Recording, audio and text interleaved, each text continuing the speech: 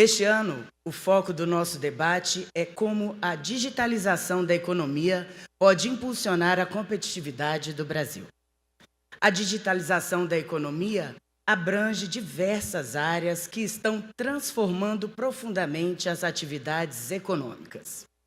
No comércio eletrônico, as empresas conseguem alcançar mercados globais e oferecer experiências de compra personalizadas e eficientes. Já nos serviços financeiros digitais, novas tecnologias estão revolucionando desde os pagamentos instantâneos até o acesso ao crédito, tornando o sistema financeiro mais inclusivo e ágil. Na automação industrial, a integração de máquinas inteligentes e sistemas de produção conectados está aumentando a produtividade e reduzindo custos operacionais. Além disso, a inteligência artificial está impulsionando a inovação em setores como saúde, agricultura e transporte, otimizando os processos, melhorando a tomada de decisões e criando novas oportunidades de negócios. O MBC, que tem a competitividade como a sua bandeira, hoje destaca a transformação digital como um motor essencial para o crescimento do nosso país. Hoje discutiremos como a digitalização da economia, impulsionada pela inteligência artificial, está transformando setores inteiros e criando oportunidades.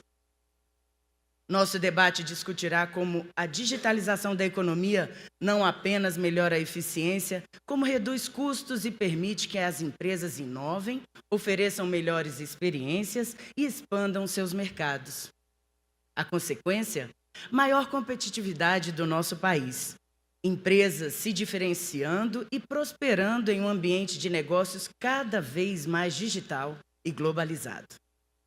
Estamos aqui para discutir estratégias reais, práticas que podem ser implementadas a curto prazo, visando consolidar a digitalização como diferencial competitivo para o Brasil. Para isso, hoje trazemos aqui um time de peso. Ele irá nos ajudar a entender os desafios e oportunidades da digitalização econômica, discutindo alternativas e dados que impactam a economia como um todo. Vamos explorar perspectivas sobre transformação digital, produtividade e crescimento econômico. Assim, para iniciar esse debate, convidamos ao palco, agradecendo a presença, as seguintes autoridades. O senador da República, astronauta Marcos Pontes, vice-presidente da Frente Parlamentar pelo Brasil Competitivo.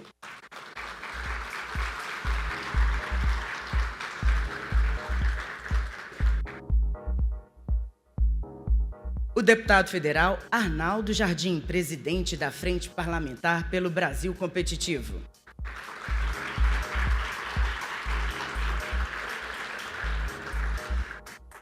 O deputado federal Júlio Lopes, secretário-geral da Frente Parlamentar pelo Brasil Competitivo.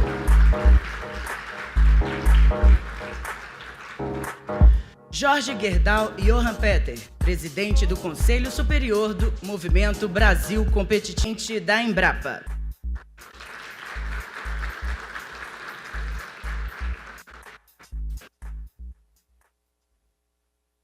Sejam todos muito bem-vindos. Antes de iniciarmos a programação, gostaria de dedicar um agradecimento especial aos nossos parceiros e patrocinadores que são fundamentais para a realização deste encontro.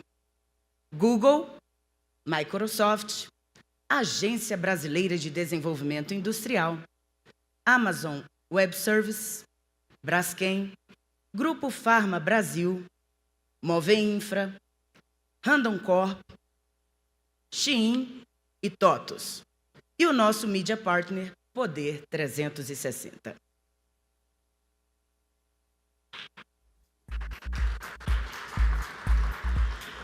Para dar início oficialmente à nossa programação, é com grande prazer que convidamos o presidente do Movimento Brasil Competitivo, um dos mais renomados empresários do Brasil, para a nossa abertura oficial. Jorge Gerdau Johan Peter.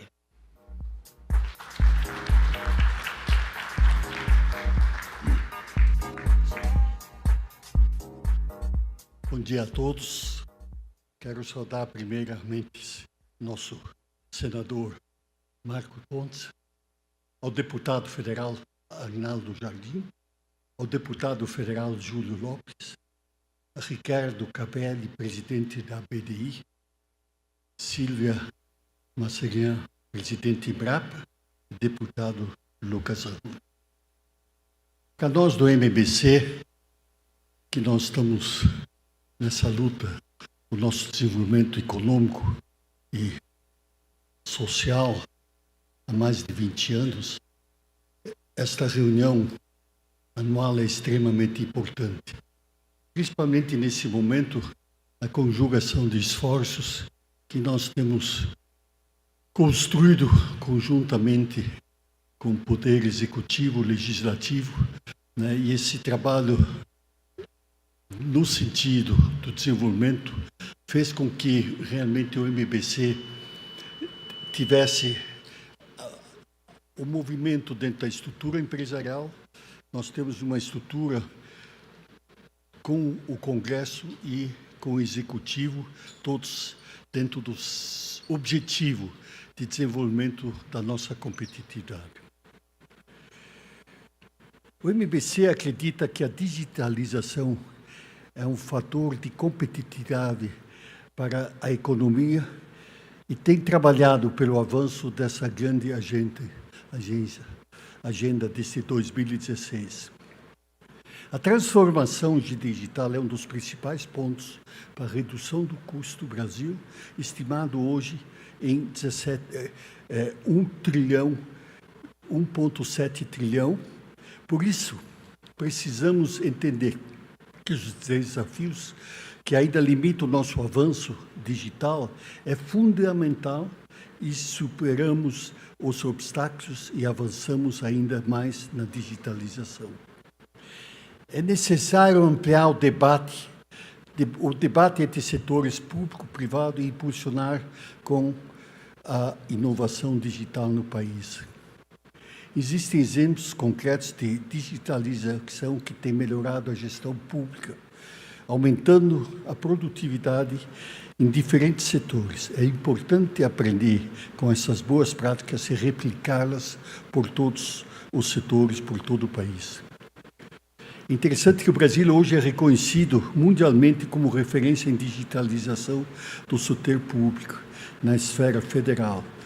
E temos desafios de levar esse movimento com essa mesma prioridade para os estados. É interessante que, na nossa vida do MBC, no começo do governo Temer, né, nós tivemos uma reunião juntamente com Eliseu Padilha, e no debate sobre os temas diferentes do MBC, veio à tona, naquele momento, a importância de se acelerar na esfera do governo federal as tecnologias digitais. É interessante que eu, mencionando o debate, eu diria, olha, tem uma pessoa dentro do governo, nos profissionais, que talvez poderia ajudar nessa montagem. E nós recomendamos que o governo tentasse, através da experiência de Francisco Gaetani, a estruturação desse processo. Poucos dias após eu ter mencionado isso, né, o ministro Padilha, né, começou a trabalhar nesse sentido e que realmente nos fez com que pudéssemos atingir esse reconhecimento mundial. Eu, pessoalmente, em cima dessa experiência e das outras dezenas de experiências que nós tivemos no MBC, nos projetos de melhoria de gestão, né, eu digo que a competência e a capacidade técnica que o nosso país tem é indiscutivelmente diferenciado. Isso dificilmente é reconhecido de uma forma global, né? Mas como nós no MBC temos tido essa possibilidade de vivência, nós temos realmente uma confiança enorme dessa competência e capacidade de trabalho. Sempre que digo que falta no país é propósito. Os senhores podem observar que essa palavra, propósito, é uma peça-chave no comportamento individual da empresa, do município, etc. A clareza do propósito é que define nossa evolução. Precisamos fazer um benchmark do que há de mais avançado em digitalização em outros países e trazer para cá e aprimorar ainda mais. A agenda de digitalização deve ser ampliada para que seu Brasil torne mais competitivo globalmente. Hoje, a disputa e a competitividade sem a evolução de digitalização é praticamente definidora dos patamares de competitividade que se pode atingir. A inteligência artificial está acelerando ainda mais essa revolução que acontece nas economias. O Brasil deve colocar como um ator importante nesse ecossistema global. Precisamos ter uma revolução para o aumento de produtividade na economia brasileira. A transformação digital e inteligência artificial já estão presentes no cotidiano de nossos jovens. A escola precisa estar preparada para essa inovação, alinhando o currículo e preparando cada vez mais os alunos para enfrentar os desafios desse mundo mais conectado e desafiador. Nossos jovens serão o futuro da mão de obra nacional em um mundo cada vez mais competitivo e conectado. Eu gostaria de voltar mais uma vez à palavra de clareza de propósito. Nós hoje, quando vemos os debates no Congresso, de forma global, na sociedade, eu me ressinto muito da não clareza de qual é realmente nosso propósito, né? E temos, nesse sentido, olhar os padrões que já foram atingidos internacionalmente e, dentro dos propósitos, temos que definir com clareza como e o que deve fazer para atingir os nossos sonhos de desenvolvimento. Muito obrigado pela presença de todos e façamos um dia produtivo no sentido do nosso desenvolvimento. Muito obrigado.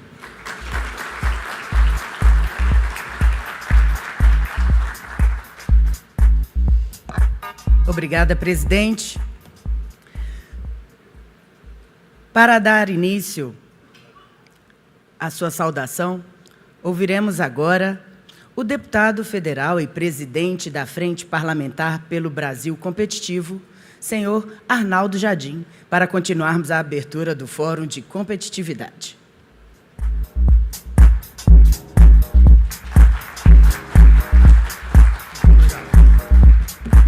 Muito obrigado, bom dia. Uma alegria muito grande podermos estar aqui, receber a todos vocês que abrilhantam o nosso Fórum de Competitividade, dão, assim, a uma atualização àquilo que é a temática do Movimento Brasil Competitivo e nós, parlamentares que compomos a Frente Parlamentar pelo Brasil Competitivo, teremos também, certamente, inspiração a partir do debate e da discussão que aqui se faz. Então, saudando os nossos companheiros parlamentares que estão aqui, menciono o senador Marcos Pontes e agradeço pela dedicação que tem tido a esta causa, cumprimento aquilo que tem sido a atividade incessante do nosso querido deputado Júlio Lopes, muito obrigado. Ao deputado Lucas, que está aqui conosco e que tem integrado também os diversos momentos da frente, agradeço. E saúdo ele que do Rio Grande do Sul vem e é um líder também, sempre participando conosco, deputado Alceu Moreira, lhe agradeço pela presença aqui entre nós. Quero saudar membros do Executivo que aqui estão, para que esse diálogo possa ser frequente, intenso e produtivo, e ele será, ao longo dos painéis que nós realizaremos, na figura do Ricardo Capelli. O Ricardo Capelli é uma referência para o setor público, ele que teve um papel tão grande agora, recentemente, no Ministério da Justiça, ao lado do ministro Flávio Dino, e ele que representa aqui a ABDI e o nosso sempre presente vice-presidente, ministro da Indústria e Comércio, doutor Geraldo Alckmin. e a figura feminina, a figura de liderança e a figura também da referência na digitalização, que é a Silvia, nossa presidente da Embrapa. A Silvia se lembrava muito há poucos instantes, eu conheço a Silvia, para minha alegria, há um bom tempo, e ela dirigiu a Embrapa Digital. E ela disse que quando começou a falar em digitalização, as pessoas diziam, o que isso tem a ver com o agro? E ela acreditou, liderou aquilo que foi uma das unidades mais produtivas da Embrapa nesse sentido, e a sua presença aqui, na presença da Embrapa, também nos entusiasma muito. Nós vamos ter um dia de muitas atividades aqui, vocês viram, a programação está muito saborosa, positiva, e nós vamos sair com resultado, eu não tenho dúvida. Mas me permitam, numa breve reflexão, tentar localizar em que momento nós fazemos aqui o nosso Fórum de Competitividade. O ano passado, muitos aqui estavam conosco, outros se somaram, e eu agradeço àqueles que participaram aqui do patrocínio a este fórum, na figura do Google, da Microsoft, da BDI, da AWS, da Braskem, do Grupo Pharma Brasil, Movinfra, Randon Corp, Shen, a TOTUS, que está aqui conosco. Além disso, nós temos a participação de várias outras entidades, menciono também a parceria com o Poder 360, tornaram possível esse encontro. Há um ano atrás, fazíamos o Fórum de Competitividade. Estava conosco o Charles Schaub, o Klaus Schaub, que era exatamente, e ainda é, o CEO do Fórum Mundial de Competitividade, o Fórum de Davos, Fórum Econômico Mundial. Veio conosco. Naquele instante, a temática que nós abraçamos, porque sabíamos que isso era um fator de competitividade para o nosso país, foi a questão da sustentabilidade e da transição energética. E eu quero dar um balanço nisso, ressaltando que, nesse período, creio eu que nós avançamos significativamente. Estamos por votar definitivamente o mercado de carbono. Avançamos no combustível do futuro, o que comporta um conjunto de iniciativas nesse setor de uma forma relevante. Temos o PATEM aprovado na Câmara, agora para ser deliberado no Senado Federal. Temos questões como energia nuclear, parabéns, deputado Júlio Lopes, que coordena uma frente nesse sentido, que veio à tona e que nos possibilita o Brasil refletir sobre essa fronteira de uma forma muito efetiva. Aprovamos a debênture de infraestrutura. Disso tudo, o Movimento Brasil Competitivo, a frente parlamentar, teve protagonismo.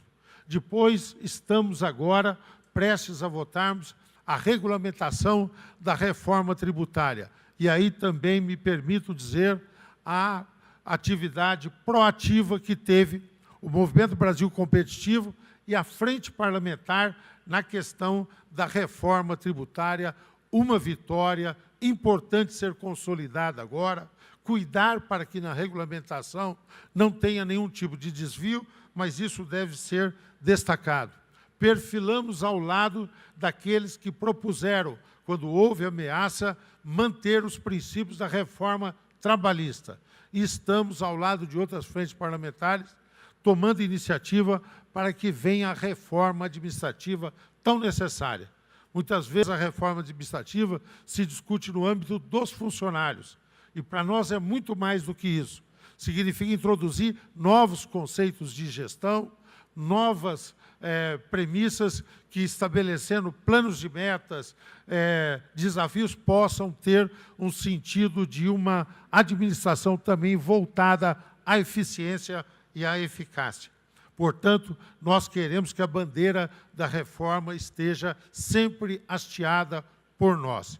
Nós tivemos um papel e saudamos o governo quando apresentou a proposta da nova industrialização do Brasil. Eu saúdo isso, nós apresentamos ideias, propostas, e estamos neste caminho para que isso possa ser consolidado. Tivemos atividade para que pudesse ser aprovado o projeto de depreciação acelerada, que também implica no processo de renovação do nosso parque industrial. E agora, recentemente, trabalhamos e foi consolidado a possibilidade de que o BNDES possa emitir as LCDs, o que significa uma possibilidade de ampliar recursos para investimentos em infraestrutura. Quero destacar o empenho que tivemos, há poucos instantes, o Dr. Jorge Gerdau, que é uma referência para todos nós, falou da questão da formação dos recursos humanos. Por conta disso, nós perfilamos pela aprovação do ensino médio, com forte e marcado acento que nós queremos para o ensino técnico e profissionalizante. Isso é muito importante. Trabalhamos e conseguimos a atualização da Lei do Bem e temos perfilado para que o Congresso Nacional tenha um papel proativo. Nesse instante em que os poderes, muitas vezes alguns, extrapolam passos e precisam ter maior equilíbrio, nós queremos que o Congresso possa ter um protagonismo. E a Frente do Brasil Competitivo participa desse esforço para que nós possamos assim fazer. Por conta disso, é que nós chegamos nesse seminário. A escolha desse tema foi já abordado aqui pelo nosso Movimento Brasil Competitivo, através da palavra do Dr. Jorge. Eu saúdo os membros do Conselho que aqui estão, agradeço aquilo que tem feito. Nós consideramos que a questão da digitalização do serviço público, do uso da regulamentação da inteligência artificial, será um dos instrumentos para recuperar a competitividade do nosso país, para termos condições de altura daquilo que outros blocos econômicos e países estão fazendo, o Brasil ter atividade e protagonismo nesse sentido. Sobre isso, vai falar muito melhor do que eu o nosso colega Júlio Lopes. Bom fórum a todos nós. Continuamos com o compromisso de que o Brasil possa se livrar dos gargalos, das amarras, nesse momento em que é sede do G20, nesse momento que se prepara para ser presidente e país que vai receber a COP30, presidir o BRICS o ano que vem, o momento em que o Brasil pode ter uma virtuosa exposição e ser capaz de ser referência numa série de assuntos e conseguir atrair mais investimentos ao nosso país. Para isso é que nós estamos aqui, para isso é que trabalhamos. Bom fórum a todos nós.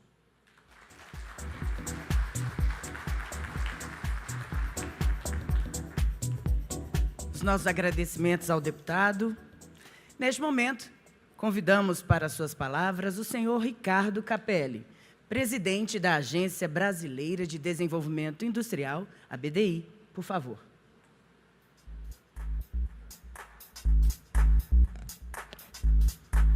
Bom dia a todos, a todas. Quero saudar aqui toda a mesa de abertura, a Silvia da Embrapa, a Embrapa que é uma referência do desenvolvimento brasileiro. Não existiria a pujança do agronegócio brasileiro, a liderança em diversos setores, sem a intervenção decisiva do Estado com a criação da Embrapa e de todo o corpo técnico. Então, saudar a Silvia, o deputado Arnaldo Jardim, que eu ouvi o deputado falar aqui sobre tudo o que a gente está fazendo no desenvolvimento da indústria, do comércio, Nova Indústria Brasil, e quase, para não ser repetitivo, vou ter que falar de outra coisa, porque o deputado não só é um líder ativo, como contribui, joga um papel decisivo no Congresso Nacional e conhece tudo que a gente está fazendo pela retomada do desenvolvimento no Brasil. Então, saudar muito o deputado Arnaldo Jardim, Dr. Jorge Gerdau, que é essa referência de líder empresarial do Brasil, presidente do Conselho do Movimento Brasil Competitivo, senador Marcos Pontes, deputado Júlio Lopes, todos aqui que nos acompanham. O desafio da competitividade é um desafio presente no dia a dia do nosso país, não só no setor público, como também no setor privado. Nós, na BDI, na Agência Brasileira de Desenvolvimento Industrial, estamos muito atentos a esses desafios e estamos tentando enfrentar um desafio que me parece central no nosso país, que é o desafio de destravar gargalos regulatórios que nós temos no país. Nós, nesse momento, assinamos há cerca de uma semana, deputado Júlio Lopes, que acompanha muito bem a questão, assinamos há cerca de uma semana a BDI, um acordo de cooperação técnica com a Agência Nacional de Mineração. Para os senhores terem uma ideia, nós temos mais de 210 mil processos na fila da ANM, aguardando análise. Temos só, a gente fala de transição climática, transição energética, e a gente não faz isso sem minerais estratégicos, sem terras raras, e nós temos na ANM só pedidos de novas lavras e pesquisa, 21 mil processos aguardando análise. Então, não é possível a gente falar em competitividade se a gente tem uma estrutura regulatória que foi desmontada ao longo do tempo, que não tem recursos, que não tem capacidade de análise. Isso não é culpa do Mauro, que está lá dirigindo a agência, muito pelo contrário. E a gente assinou um acordo de cooperação técnica, a gente vai entrar em parceria com a Agência Nacional de Mineração lá, fazendo a transformação digital, que é o tema do nosso encontro aqui, a transformação digital da agência, para a gente, com a integração de sistemas, com inteligência artificial, acelerar a análise dos processos, fazer uma reestruturação na modelagem dos processos, nos fluxos, para agilizar. O mesmo processo a gente está construindo, terminando de construir com o IBAMA. Em breve a gente vai assinar com o IBAMA também. Se os senhores terem uma ideia, esse órgão que é tão importante para o Brasil, a gente está falando de transformação digital do Brasil, o IBAMA tem lá dentro 73 sistemas diferentes, um não conversa com o outro, não tem integração nenhuma, são cerca de 2 milhões de processos rodando no IBAMA. O IBAMA, que já teve 6 mil servidores, tem menos de 2 mil, então é impossível a gente falar de competitividade no Brasil. A gente pode ter, deputado Arnaldo Jardim, o crédito do Nova Indústria Brasil, os 300 bilhões do BNDES, da FINEP, da Embrapi, mas se a gente não resolver a estrutura regulatória do Brasil, eu falava para o presidente Mercadante, as empresas vão tomar esse dinheiro e vão ter muita dificuldade de realizar esses investimentos se a gente não destravar essa estrutura regulatória. E a gente também está construindo, nesse momento, a BDI, um acordo de cooperação no IBAMA vamos fazer o mesmo, integração de sistemas, modelagem de processos, fluxos, revisão normativa. Esse é um outro desafio do Brasil. Nós temos, só na estrutura federal, cerca de 136 órgãos reguladores que emitem uma média de 900 novas normas por dia. Quer dizer, é impossível você ter um desenvolvimento e um país competitivo com essa estrutura regulatória. Absolutamente, se para o empresário brasileiro isso já é difícil, você imagina para o investidor estrangeiro que vem tentar. A gente fala tanto da transição energética, da possibilidade da gente atrair para cá plantas em função da nossa matriz ser a matriz mais limpa do G20, mas como atrair com uma estrutura regulatória que ainda nos coloca desafios imensos, né? Então, a gente está avançando com o IBAMA e a gente vai, e também na transformação digital do IBAMA, e a gente está também em vias de assinar um acordo de cooperação técnica muito semelhante com a Anvisa. A gente tem, nesse momento, 17 bilhões de novos remédios, aguardando autorização da Anvisa, também em função de problemas administrativos, falta de atualização de sistemas. Então, a gente também vai entrar lá fazendo a questão da transformação digital. Eu estou falando isso porque, quando a gente fala de competitividade, doutor Jorge Gerdau, eu sempre penso que a gente precisa agir no Brasil, né? Não bastam discursos, e a gente está retomando na BDI um papel para o qual ela foi criada pelo doutor Furlan, lá em 2005, que é ser uma espécie de IPEA da indústria. Então, a gente está retomando na BDI a capacidade de elaboração de política industrial, monitoramento, construção, formulação, mas não só isso, não basta só a gente formular, debater. O Brasil de hoje, o Brasil exige ação, então a gente está procurando colocar a agência também para agir concretamente na transformação digital, para auxiliar na superação de gargalos regulatórios. Mas eu não poderia também deixar de aproveitar essa oportunidade para dizer que tem muitos desafios competitivos no Brasil, mas micro desafios, a transformação digital, a superação dos gargalos regulatórios, mas é sempre importante também, para que o Brasil seja competitivo de fato, que a gente tenha uma estrutura macroeconômica sólida, que a gente possa ter previsibilidade, que a gente possa ter planejamento, não é?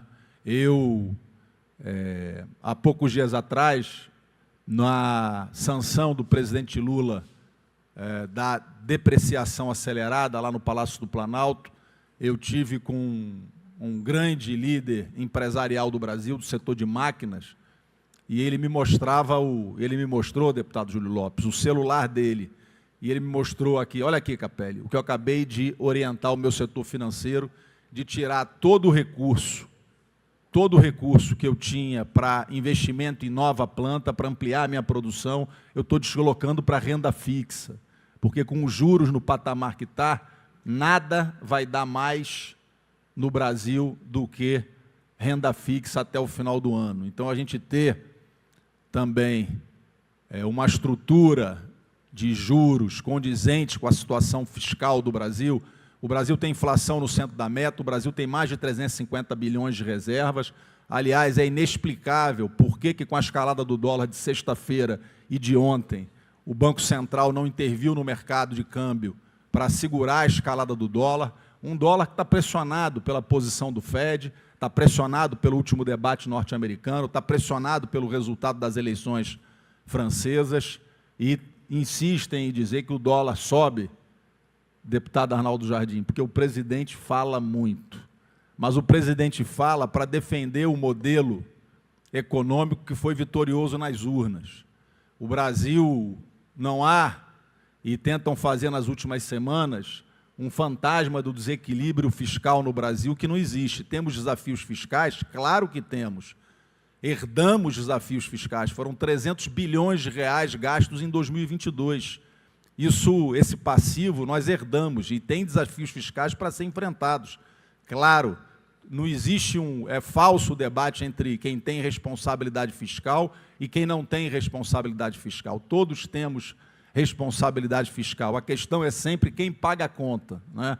Nas últimas semanas eu vi estarrecido alguns editoriais defendendo cortar os recursos do BPC, do benefício de prestação continuada, que é aquele recurso para idosos e deficientes físicos que tiveram uma condição ou chegaram ao final da vida sem nenhum amparo.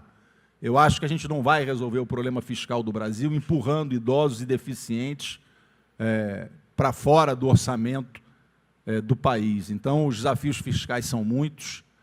O Brasil está enfrentando, o ministro Fernando Haddad, o ministro Alckmin, tem trabalhado pelo desenvolvimento da indústria. A reforma tributária é histórica, ela traz uma simplificação tributária histórica no Brasil, nós temos trabalhado. Agora, é absolutamente incompreensível o movimento daqueles que apostam contra o Brasil, aproveitam o momento de turbulência no cenário externo para especular e apostar contra o Brasil. A gente já viu o que aconteceu no passado com quem fez isso. A gente lembra da situação da Sadia e de outros que não acabaram bem. Eu estou muito confiante que a gente, esse ano, vai ter um crescimento muito próximo do que foi no ano passado. A gente tem a indústria operando com mais de 80% da sua capacidade instalada, a gente tem desemprego em queda, a gente tem a massa salarial crescendo no Brasil, inflação controlada, não há nada que justifique essa taxa de juros e não há nada que justifique esse pânico fiscal que foi criado no Brasil, e a gente sabe por quê, é para especular contra o Brasil. Muita gente vem ganhando com o dólar, infelizmente, apostando contra o Brasil. Então, temos desafios, sim, temos que enfrentar os gargalos regulatórios, as questões da digitalização, mas temos também que fazer o debate sobre os desafios do Brasil, macroeconômicos. Volto a dizer, nada, absolutamente nada justifica a omissão do Banco Central no mercado de câmbio e essas taxas de juros que deslocam, sim, e eu vi na prática de um líder empresarial, deslocam o dinheiro da produção, do dinheiro que gera emprego, para a especulação. É dinheiro gerando dinheiro, sem gerar um único posto de trabalho no Brasil. Então, sucesso aqui ao evento, agradeço o convite, acho que esse é um debate muito importante, porque para enfrentar os desafios do século XXI, de tensões geopolíticas crescentes, de reorganização das cadeias produtivas globais, a gente vai precisar unir o Brasil, e unir o Brasil não há outro caminho que não seja unir o país pelo desenvolvimento da nação. Muito obrigado.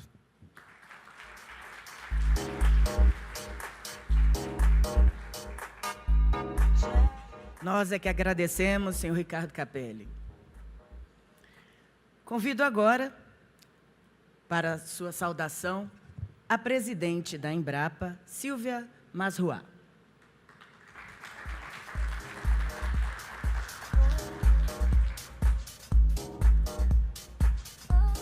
Bem, bom dia a todos e a todas. Primeiramente, eu gostaria de agradecer aqui a oportunidade, agradecer ao Dr. Jorge Gerdau, uma liderança empresarial que admiro há muitos anos e acompanho o movimento Brasil Competitivo há muitos anos. É uma honra estar aqui hoje como presidente da Embrapa, muito obrigada. Cumprimentar o nosso deputado Arnaldo Jardim, também parceiro lá em São Paulo, sou pesquisadora de carreira da Embrapa, estive na gestão de uma unidade Embrapa Agricultura Digital durante muitos anos, sempre parceiro lá em São Paulo. Muito obrigada, deputado Arnaldo Jardim. O senador Marcos Pontes, também um parceiro no Estado de São Paulo. Muito obrigada, senador. O deputado Júlio Lopes, também uma liderança. Parabéns pelo trabalho que vem fazendo no Congresso. E aqui o Ricardo Capelli, também parceiro aqui, né, como presidente da BPI, que é a BDI, que é um parceiro também da Embrapa. A gente tem um trabalho em conjunto, visando a agricultura 4.0, e ele tem sido, a BDI tem sido um parceiro bem interessante. Bem, para mim, como o deputado Arnaldo Jardim comentou, uma honra muito grande estar aqui hoje. Eu sou da área de tecnologia, trabalho pesquisadora de carreira da Embrapa, minha área de doutorado na época foi inteligência artificial, aplicada ao diagnóstico de doenças de plantas. E há mais de 20 anos eu terminei esse doutorado, depois ingressei na gestão, na Embrapa, mas tenho liderado projetos nessa área de inclusão digital, no campo. E hoje, né, vendo aqui todas as mudanças aceleradas que a gente está vendo cada vez mais, né, e o doutor Jorge estava comentando que hoje as mudanças, às vezes um planejamento que a gente conseguia fazer por 10, 10 anos, 5 anos, hoje é 2 anos no máximo, né, de tanta mudança. E aí a digitalização ela acaba sendo um motor essencial para a inovação. E aí tudo isso se interliga. Eu hoje, né, como presidente da Embrapa, trago, é muito forte essa questão da gente ter essa visão mais sistêmica da agricultura brasileira, né, da inovação. A pesquisa e inovação é um macroprocesso e que a gente precisa cada vez mais. Nós temos na agricultura o grande desafio de ajudar a garantir a segurança alimentar, primeiro no nosso país, mas também no mundo todo, né, pelo protagonismo da agricultura brasileira no Brasil. E se a gente for pensar, 50 anos atrás, 51 mais precisamente, quando a Embrapa foi criada, foi uma estratégia de Estado, né, que lá foi visionário quando pensou, a gente precisa desenvolver tecnologia para o nosso tipo de clima e solo, para a agricultura tropical. E aí foi criada a Embrapa e foi desenvolvida. Então, a nossa agricultura ela chegou onde ela chegou porque ela é baseada em pesquisa e inovação.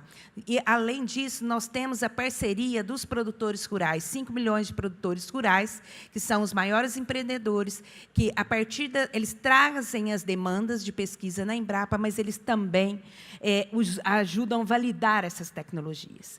E aí, hoje, com esse novo desafio da agricultura sustentável, com esse pilar da sustentabilidade, esse olhar, né, de produção de alimentos saudáveis, com bases sustentáveis nas 3 dimensões, não só econômica, mas ambiental e social, ela traz cada vez mais a importância das novas tecnologias. Como nós vamos mostrar que a nossa agricultura é sustentável? Nós temos que trazer índices e métricas. Nós passamos pela digitalização. Hoje, nós estamos passando por várias transições. A transição nutricional, né? Hoje, o consumidor, e a gente vê nossos filhos, né, aqueles que têm netos também, muito mais preocupados com nutrição e saúde, origem dos alimentos, transparência no processo de produção.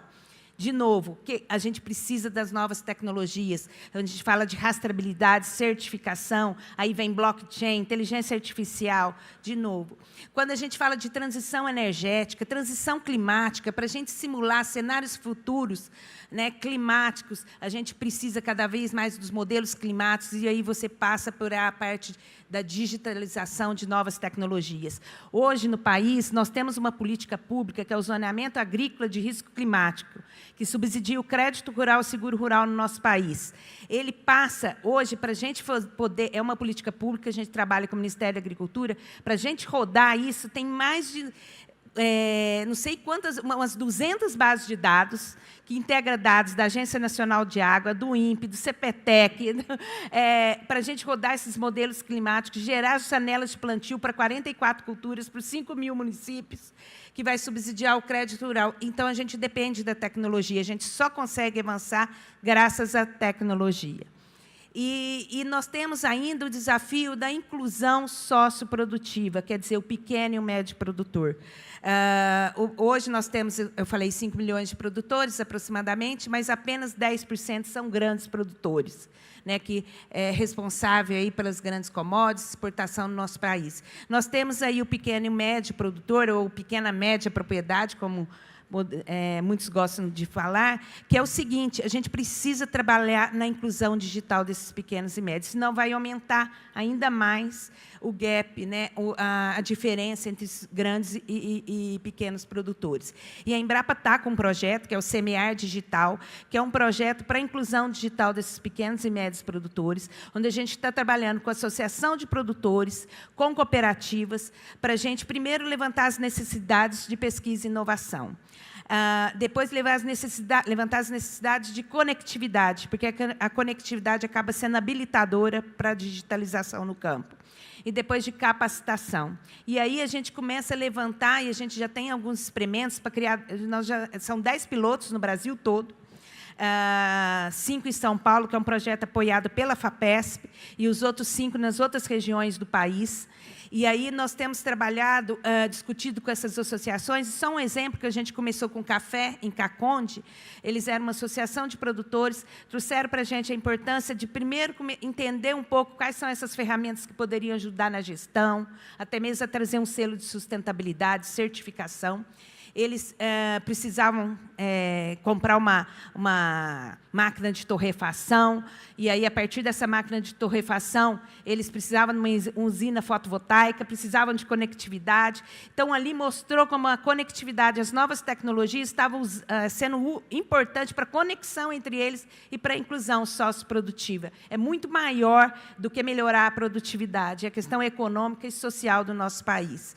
Então, eu acho que esse momento, com o Fórum de Competitividade 2024, nessa oportunidade que a gente vai ter aqui no dia de hoje, de discutir a importância da digitalização e da inteligência artificial, né? E aí eu queria cumprimentar, eu vi a entrevista da doutora Tatiana, diretora executiva aqui do MBC, falando que esses dois mundos, o mundo da a inteligência artificial ainda estava muito ainda no mundo da tecnologia, né? E não nos setores, né? A gente precisa trabalhar mais com a incorporação da inteligência artificial nos diversos setores. Realmente, no agro, a gente hoje, do ponto de vista de pesquisa, a gente já trabalha com a inteligência artificial desde a edição gênica. Eu estou aqui com o meu colega, o Alexandre Alonso, que é chefe-geral da Embrapa Agroenergia, na parte de edição gênica, de biotecnologia. A inteligência artificial já tem um papel muito importante. Dentro da porteira, do plantio à colheita, na parte de classificação de frutos, estimativa de safra. Hoje a gente já trabalha muito com a inteligência artificial, no planejamento da logística. Então, assim, hoje existe bastante oportunidade, mas nós precisamos da escala. E, por isso, nós precisamos aumentar aí a nossa parceria público-privada para que a gente possa dar escala e introduzir. Porque hoje, para o Brasil continuar competitivo e protagonista na agricultura tropical, na agricultura mundial, ele precisa da digitalização dessas novas tecnologias. Esse é o diferencial que vai fazer para que a nossa agricultura seja cada vez mais competitiva e protagonista na agricultura mundial. Então, parabéns, doutor Jorge. Obrigada pela oportunidade. Contem sempre com a Embrapa. Um grande abraço a todos e ótimo evento a todos. Muito obrigada.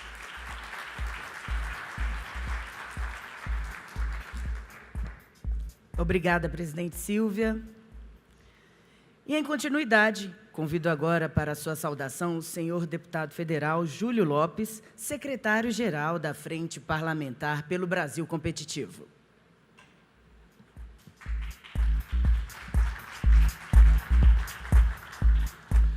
Bem, bom dia a todos. É uma enorme honra, alegria estar aqui.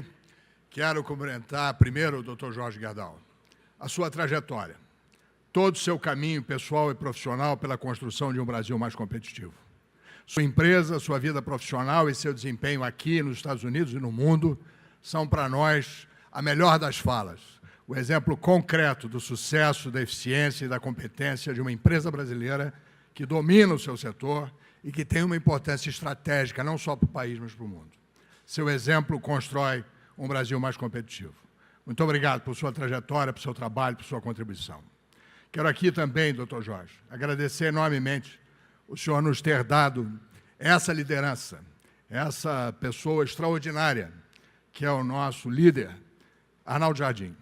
Tenho enorme alegria e gratidão de trabalhar sob sua liderança, Arnaldo. Você é um exemplo, não só de construção, mas de liderança concreta, de um time que, sob seu trabalho, cresce, se desempenha e contribui. Muito obrigado por isso. Quero também, doutor Jorge, elogiar aqui a equipe que o senhor escolheu. A Tatiana, o Rogério, o Romeu, a Silvia dão uma enorme contribuição e nós, sem eles, não poderíamos fazer o trabalho que estamos fazendo. Portanto, mais uma vez, muito obrigado. Aqui, a presença da Silvia é exatamente, Silvia, aquilo que nós precisamos contaminar o Brasil para o resto. É o que precisamos fazer nas outras áreas, é o que fizemos tão bem na agricultura. Estava aqui o nosso deputado Alceu, a quem cumprimento, quero cumprimentar também o meu colega Lucas Ramos, e dizer, doutor Jorge, que foi uma alegria imensa poder ter estado nos Estados Unidos sob convite do Brasil Competitivo, porque lá vivi momentos únicos e esperei desse momento para aqui citar o senador Marcos Pontes. Presenciar com o senador Marcos Pontes um encontro na SpaceX, discutindo e trabalhando sob a visão do que são a importância dos satélites, da importância da conquista do espaço, da importância dessas novas tecnologias digitais que transversalizaram o mundo, foi para mim uma experiência única. Quero lhe agradecer, senador, pelo seu conteúdo, pela forma como o senhor representou o Brasil, não só naquele episódio, mas em toda a viagem. Nós fizemos um enorme aprendizado. Doutor Jorge, ter estado, obviamente eu tinha estado muitas vezes no Congresso americano e em Washington, mas dessa vez, poder ter estado com o presidente executivo da Microsoft, da Google, da Amazon, da SpaceX, foi uma contribuição que o senhor nos deu, que ficará para sempre na história daquilo que nós estamos construindo, que é a tentativa de fazer um Brasil mais competitivo. Quero aqui dizer que aquela viagem, mais do que nunca, e todos os estudos que tenho feito sobre a inteligência artificial na China, na Índia e no mundo, dão a esse evento, no meu entendimento, uma peculiar oportunidade. Quero aqui saudar o Dr. Capelli, que faz um trabalho extraordinário. Mas também quero aqui, Capelli, aproveitar para discordar um pouco da sua fala, no sentido de que eu tenho contribuído muito e apoiado muito sempre o governo. Pessoalmente, tenho uma enorme admiração pela trajetória e pela, enfim, condução de vida do grande presidente Lula. Posso até discordar dele, posso não ter votado nele, mas nele reconheço uma das maiores lideranças globais e reconheço toda a legitimidade para trabalhar, dirigir e presidir o país. Entretanto, vejo que o governo precisa de autocríticas e precisa de se rever. Quero aqui citar um exemplo simples que tem a ver com a questão da digitalização.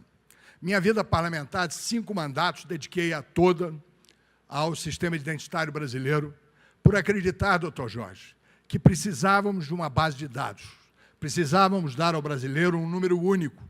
Nós tínhamos, naquela altura, 23 números para tratar da cidadania de cada brasileiro. Então, em 2000, eu comecei a trabalhar para criar aquilo que hoje é a realidade no país, que é o número único. Hoje de manhã, as televisões do Brasil inteiro alardeiam o fim do RG, que tanto atrapalhou o Brasil, que tanto dificultou o nosso controle. A unificação das bases de dados são precípua responsabilidade e finalidade de um país que se pretende digital. Não é possível avançar com um Brasil que trata 23 números para cada um de seus cidadãos e que descumpre a lei, doutor Capelli. Eu tive aprovada a minha lei do número único em 2017. De lá para cá, fiz todas as etapas de regulamentação dessa lei que proíbe que haja no Brasil qualquer outro registro, cadastro, que não seja o CPF. Por uma só razão.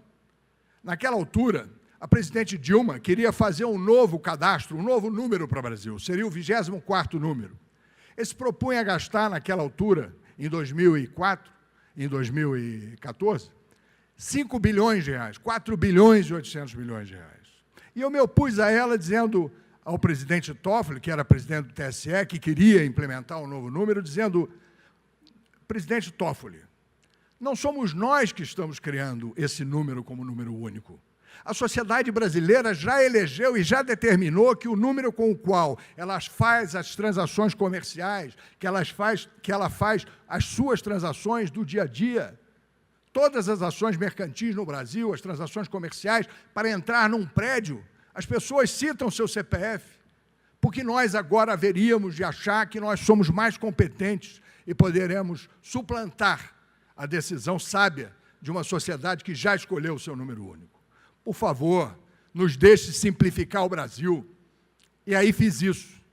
E lá, desde 2017, doutor Capelli, essa lei não é observada. Depois, o deputado General Paudernelli veio e reforçou a minha lei e disse que no Brasil não pode ter nenhum outro cadastro para qualquer outro fim que não seja o CPF. Essa lei tinha 1 ano para ser implementada e ela está igualmente sendo desrespeitada pelo governo brasileiro. E aí eu quero dizer aos senhores, olha como é que o Brasil pode se tornar competitivo rapidamente. Sabe quantos números tem no cadastro do SUS? Cadastro esse que, por lei, já tinha que ter acabado? 360 milhões. Eles misturam todos os mortos e dão ao brasileiro 3, 4, 5 identidades para a sua identificação na saúde.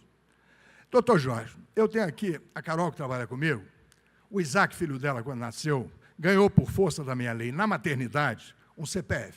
Aliás, todo brasileiro recém-nascido ganha, na minha lei, um número CPF na maternidade. E esse número o acompanha até a morte. E quando ele morre, obviamente, esse número some do cadastro brasileiro. Para quê?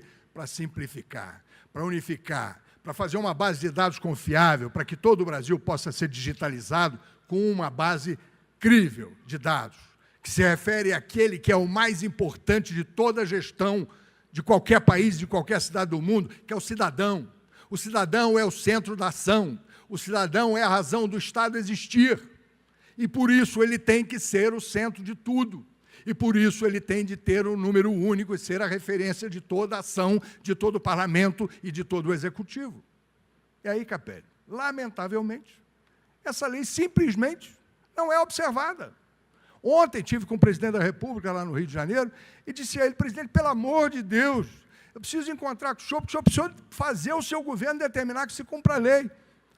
Aliás, foi até engraçado, porque ele disse para mim outro dia, não, Júlio, eu vou te receber. Você fala com o Capelli que eu vou te receber para tratar disso. Aí, no domingo agora, eu falei, presidente, eu estou indo no psiquiatra, porque eu não consegui falar com o senhor, está tudo certo. Mas agora eu não consigo falar com o Capelli, não, com o Marcola. Ele me disse assim, Júlio, eu quero falar com você sobre esse assunto. Marca com o Marcola que eu vou resolver esse assunto. Fala com ele que eu vou te receber, vou resolver esse assunto. Eu, domingo agora, falei para ele, presidente, eu estou indo no psiquiatra, porque eu não consegui falar com o presidente da República, com o senhor, está tudo certo. Agora eu não consigo falar com o Marcola, presidente. É grave. É grave porque a lei precisa ser cumprida para que a gente digitalize o país. É grave porque nós podemos dar contribuições inacreditáveis, como a contribuição que eu estou querendo dar, por exemplo, na construção de um operador nacional do sistema de combustível, de um operador nacional do sistema mineral. Os senhores têm ideia de qual é a vazão do Brasil hoje, do Brasil ilegal? Quem está dizendo não sou eu, não. A CNI diz claramente, com todas as letras, doutor Jorge, que o Brasil perde 503 bilhões de reais com o Brasil ilegal. A gente perde mais de 50 bilhões, e o meu estado, 5, só com combustível ilegal e que não paga imposto.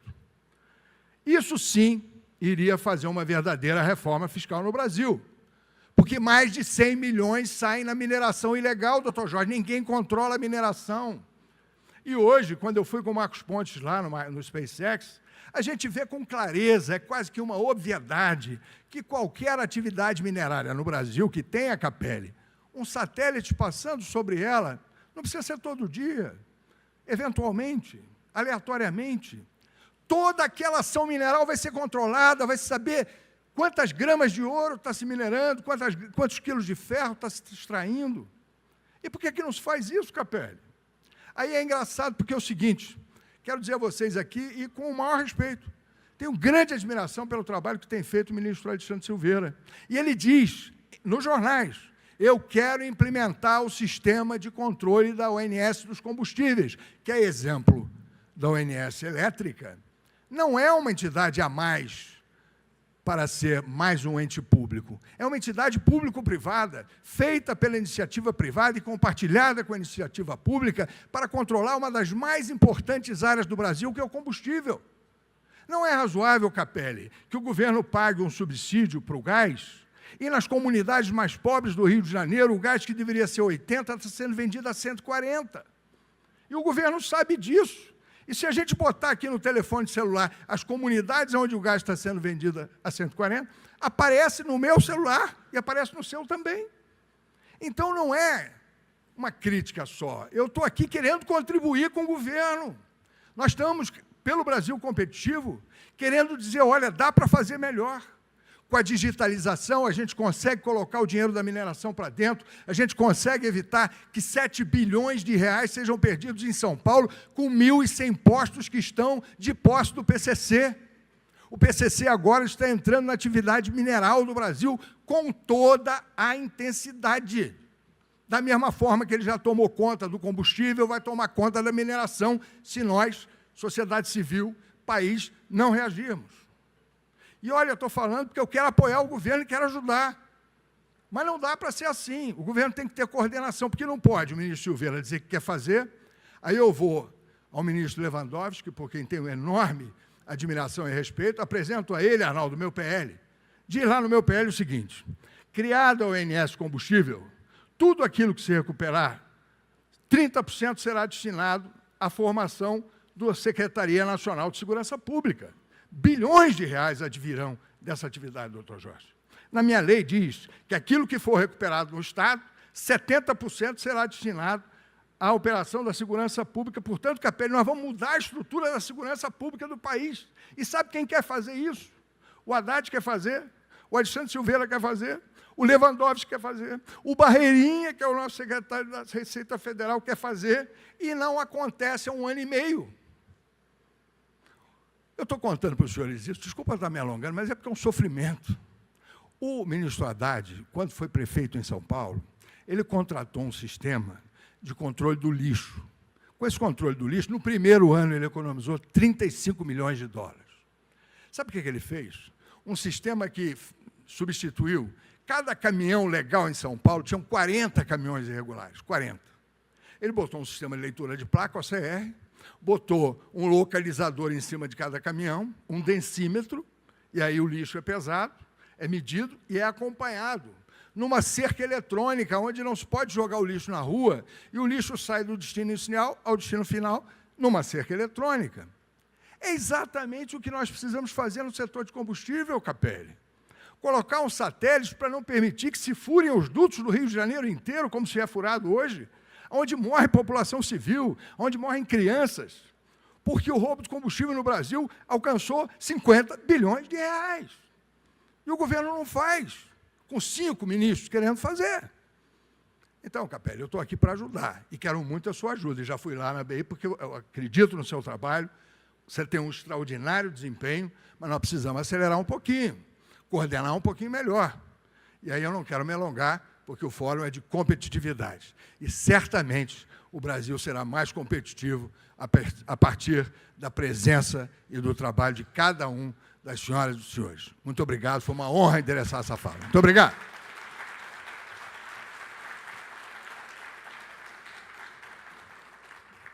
Obrigada, deputado Júlio. E para encerrar o momento de abertura do Fórum de Competitividade 2024, convido o senador da República, vice-presidente da Frente Parlamentar pelo Brasil Competitivo, o astronauta Marcos Pontes.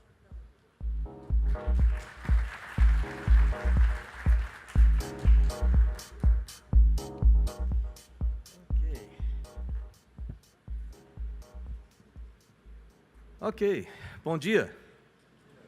Bom dia a todos. Fórum de competitividade, isso é muito importante. Gostaria de começar cumprimentando o doutor Jorge Gerdau, deputado Leonardo Jardim, o Júlio Lopes esteve comigo lá nos Estados Unidos, discutimos bastante sobre inteligência artificial com o governo americano, com diversas entidades de grande importância no desenvolvimento desse tipo de regulação. Ricardo Capelli, a Silvia Massurá, o Lucas Ramos, deputado, e a todos que estão aqui, que nos acompanham, sem dúvida nenhuma, competitividade é algo que nós precisamos ter em mente o tempo todo no nosso país. É bom lembrar que os outros países estão com o pé no acelerador o tempo todo. E a gente tem que assumir essa responsabilidade e tomar realmente decisões e ações que possam trazer essa competitividade para o Brasil. Parece fácil falar, mas tem muitas ações que precisam ser feitas para que isso seja realmente possível, viável e realidade no dia a dia nosso aqui. E quando a gente fala de competitividade, bom lembrar que isso envolve também eficiência, principalmente, né? Eficiência e foco em resultados. Para isso a gente precisa de liderança focada, liderança que realmente exerça, né, esse papel de forma pragmática e que utilize, entre outras coisas, né, valores. E esses valores incluem ética, incluem transparência, inclui a utilização de dados reais e não distorção ou narrativas e coisas do tipo, inclui a honestidade em se fazer as coisas como a integridade manda, ou seja, desde o início até o final, no mesmo princípio, exige que nós tenhamos um foco muito mais nos resultados, como um bom líder faz, né? E muitas vezes ele compete consigo mesmo, principalmente os bons, se competem com eles mesmos e não com o resto. A gente tem que voar o nosso avião olhando para frente e não olhando no retrovisor, porque dessa forma a gente não consegue chegar a lugar nenhum, na verdade corre grande risco de bater numa montanha, se continuar assim. A gente precisa ter isso aí. Lembrar que isso envolve formação de pessoal, isso envolve infraestrutura, né? Desenvolvimento de infraestrutura, isso envolve metas, envolve um planejamento muito efetivo e envolve também tecnologias, como inteligência artificial. Vou até evitar falar muito de inteligência artificial, porque vai ser grande parte do foco desse fórum depois. Agora, o Brasil tem possibilidade de ser doutor Gerdau, na minha opinião, o melhor país do planeta. Não só para se viver, mas para se empreender também. Nós temos todas as condições nesse país para fazer isso. O que precisa é justamente foco. O que precisa é união. União de verdade. A gente precisa tratar das coisas de maneira séria. E não é narrativa de palanque ou comício, ou coisa assim do tipo. É tratar de coisas sérias. Porque isso aí depende do futuro de milhões de jovens nesse país que têm um sonho para ser realizado. E vai precisar de nós aqui, já de cabelo branco, né, para poder abrir caminho para esses jovens e que eles tenham essas oportunidades. Nós temos uma série de necessidades, sem dúvida nenhuma, nós temos muitas necessidades para se tornar competitivo aqui no Brasil. Eu lembro quando eu cheguei no MCTI, na época MCTIC, né, porque tinha as comunicações também, durante o período de transição que eu comandei desde o começo no meu setor, eu mandei fazer um tipo de um estudo, um SWOT, né, uma análise de fraquezas, de fortitudes, oportunidades, riscos, tanto no Brasil quanto fora do Brasil, de quais seriam os melhores setores para investir, porque obviamente nós não temos de recurso para fazer tudo, você tem que escolher onde você vai investir esse recurso, quem tem empresa sabe muito bem disso, você tem que escolher aonde você vai investir, qual a melhor maneira, mais eficiente de fazer isso aí. E dois setores se despontaram bastante, um deles biotecnologia e o outro transformação digital. Biotecnologia envolvendo desde insumos, ou bioinsumos, até vacinas, remédios, etc. E na transformação digital, envolvendo tudo que isso implica, como inteligência artificial, computação quântica, internet das coisas, tratamento em rede, blockchain, uma série de outras tecnologias. Essas duas áreas, elas compõem, a gente chama um conjunto, né, estão no conjunto de tecnologias habilitadoras que vão permitir o desenvolvimento de outros sistemas mais complexos, né, baseados nisso. Elas são transversais, elas atuam em tudo. Mas também é necessário que a gente tenha visão. Quando você fala de ter competitividade, né, você tem que ter visão. Para onde a gente quer ir no país? Daqui a 5 anos, daqui a 10 anos, daqui a 30, 50 anos. Para onde a gente quer ir? Que tipo de ação o Brasil quer ser protagonista no planeta? Eu nunca ouço ninguém falar nada sobre isso. É importante também lembrar que, para ter eficiência, a gente precisa ter um controle, e é um controle muito bem feito também com relação aos nossos investimentos, custos, gastos, reforma administrativa, por exemplo, ninguém mais fala sobre isso, mas é muito importante que a gente tenha esse tipo de coisa, e essa visão, para onde a gente quer ir?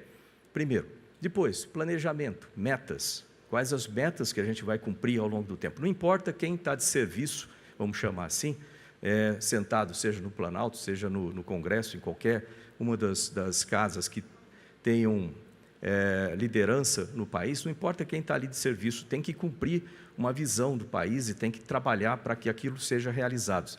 Da outra forma, a gente vai ficar trabalhando como se fosse um movimento browniano, para quem gosta de física, indo com esforços para todo lado e, eventualmente, seguindo para alguma direção aleatória. A gente precisa ter, sim, um norte. Então, a visão é muito importante, planejamento, depois a execução. Execução, geralmente, é uma das fases mais difíceis de qualquer projeto, porque é ali que se perde muito tempo, é ali que se perdem os sentidos do que tem que ser feito, é ali que se quer mudar escopo, é ali que se começa a surgir ideias no meio do caminho que acabam atrapalhando o fluxo que deveria ser seguido. Lógico que qualquer planejamento precisa ser revisado de tempos em tempos para se adaptar às condições e os cenários atuais. Mas é necessário que se tenha um planejamento inicial, com uma visão inicial e que todo mundo trabalhe na mesma direção. E isso implica juntar o nosso país também como um todo. Norte, sul, leste, oeste, empresas, setor privado, setor público, todos os poderes trabalharem de forma harmônica. É importante que a gente tenha essa união verdadeira no país, né, para que a gente construa um país. Porque o que eu vejo é que a gente fica dando salto de galinha, né, tentando realizar alguma coisa no país durante tanto tempo, mas cada um leva para um lado, ou cada um critica o outro lado, de forma que nada seja feito. E quem sofre é o país, quem sofre são as empresas do nosso país, quem sofre são os jovens que perdem as oportunidades que eles vão ter para frente. É importante coordenação também. Você não consegue colocar um sistema desse sem coordenação. E quando eu falo de coordenação, estou falando aí de todos os setores, e o governo tem uma obrigação muito grande em agir nessa coordenação. Eu coloquei lá, por exemplo, a PEC 31, PEC da ciência, para aumentar o investimento em pesquisa e desenvolvimento no país dos atuais 1,14% do PIB para, no mínimo, 2,5% do PIB, que nos colocaria em 10 anos, diga-se de passagem, próximo dos 2,73%, que é a média dos países da OCDE. Isso definitivamente pode e vai ajudar no desenvolvimento do país. A correlação é direta, é 1 por 1. Para quem gosta de matemática, a correspondência é 1. Né?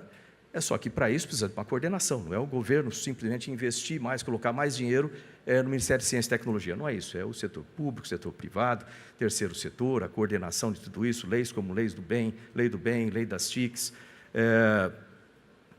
Marco das Startups e tantas outras que a gente pode colocar em ação para que isso aconteça. É necessário essa coordenação.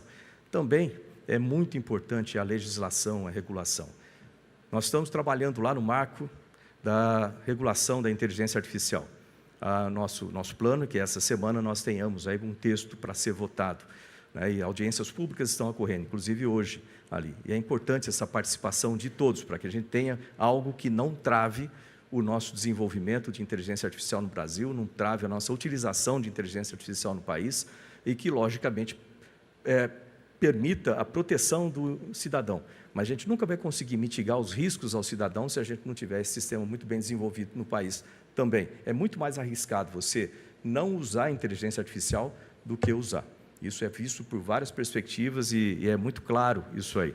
E tem alguns pontos operacionais também que tem a ver com orçamento. Eu estava conversando, né, com a Silvia no começo sobre, por exemplo, o orçamento da Embrapa. Muito se fala sobre, ok, é importante a educação, é importante a ciência e tecnologia, o trabalho da Embrapa é maravilhoso, transformou a agricultura do Brasil. E quando chega na hora do orçamento? Quando chega na hora do orçamento, o que acontece? Passa num primeiro ministério, corta uma parte. Passa, vai lá para a LDO, corta outra parte. E assim vai, e no final a gente fica sempre sofrendo as mesmas coisas. A gente precisa ter integridade. Você fala aquilo que você acredita e faz aquilo lá. A gente precisa proteger esses orçamentos, como da Embrapa, como de tantas outras organizações, a própria BDI, e tantas outras organizações que precisam ter o orçamento adequado para trabalhar. Né? E isso é estratégico, muito estratégico para o país. Alguns pontos operacionais, só para terminar, para não prolongar muito. Formação. A gente precisa trabalhar na formação, né? Formação dos alunos, formação técnica, formação profissional, isso é essencial. A área como tecnologia de informação e comunicação tem um gap enorme de formação, de técnicos, por exemplo. A junção do conhecimento com o resultado. Essa é uma das maiores dificuldades que o Brasil tem. A gente tem muito conhecimento, a gente produz muitos papers, ótimo. Quais desses papers se transformam em nota fiscal, emprego, novos produtos, novos serviços? Isso a gente precisa fazer, essa transformação. E isso é algo que a gente vai ter que trabalhar juntos para transformar isso aí. Não é um ministério só de ciência e tecnologia ou outro. Isso é um conjunto de ações que tem que ser feitas para realmente ter efetividade. E isso vai trazer competitividade, vai ajudar. Né? E também, né, quando você chega, vai ter inovação, mas é um ambiente de negócio. É o que a gente vive lutando, né? Vive lutando lá no Congresso, o Jorge também, a gente vive lutando para defender a importância de se ter um ambiente de negócio adequado no nosso país. Isso significa muita coisa, inclusive redução de tributos. A pior maneira de você querer, ou a maneira mais ineficiente de você aumentar a arrecadação, é você aumentar tributo. Você enforca as empresas, você diminui o investimento, você diminui os produtos, diminui a arrecadação, porque se não tem produto sendo vendido, empresas fecham, pessoas perdem emprego. É a pior maneira, a gente tem que reduzir esses tributos. Vai começar agora a reforma tributária nas discussões, a gente vai ter que trabalhar muito nisso. E, finalmente, a estabilidade. Não existe nenhuma empresa que consiga sobreviver com calma se tiver uma instabilidade. Você não tem segurança jurídica, não tem segurança tributária, segurança econômica, para que você faça os seus investimentos, as suas previsões e provisões de forma adequada. A gente precisa ter essa estabilidade no país.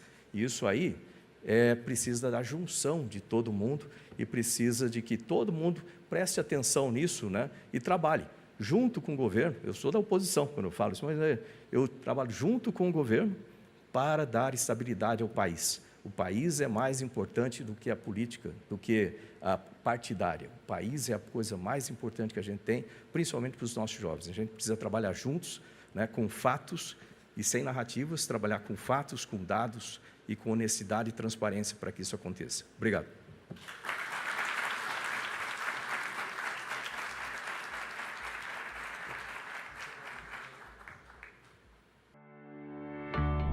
Poder Monitor, a ferramenta mais completa para monitorar os 3 poderes. Acesse agora poder.cc/monitor e ganhe 30 dias grátis.